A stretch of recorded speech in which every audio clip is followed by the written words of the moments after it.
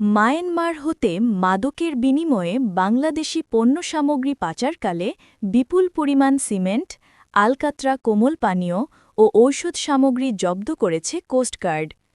বুধবার ১৫ অক্টোবর রাতে coast guard media কর্মকর্তা লেফটেন্যান্ট কমান্ডার সিয়ামুল হক এসব তথ্য জানান।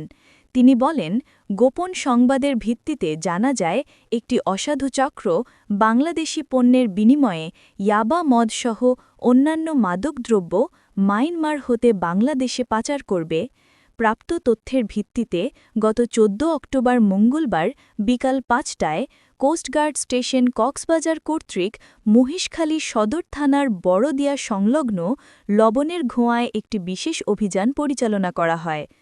অভিযান চলাকালীন সময়ে উক্ত এলাকার লবণের ঘোঁয়ায় তল্লাশি চালিয়ে অবৈধভাবে শুল্ককর ফাঁকি দিয়ে মায়ানমারে পাচারের উদ্দেশ্যে প্রায় ১৩,৬৫,০০০ টাকা মূল্যের ৫০০ বস্তা সিমেন্ট, ২৩,০৭৯ পিস এনার্জি ড্রিঙ্কস, ২৮৪ গ্যালন আলকাত্রা, ৫০০ বোতল জিওভিটা সিরাপ এবং ১৩৫ কেজি নাইলন সুতা জব্দ করা হয়। এ সময় কোস্টগার্ডের উপস্থিতি টের পেয়ে পাচারকারীরা পালিয়ে যাওয়ায় কাউকে আটক করা সম্ভব হয়নি।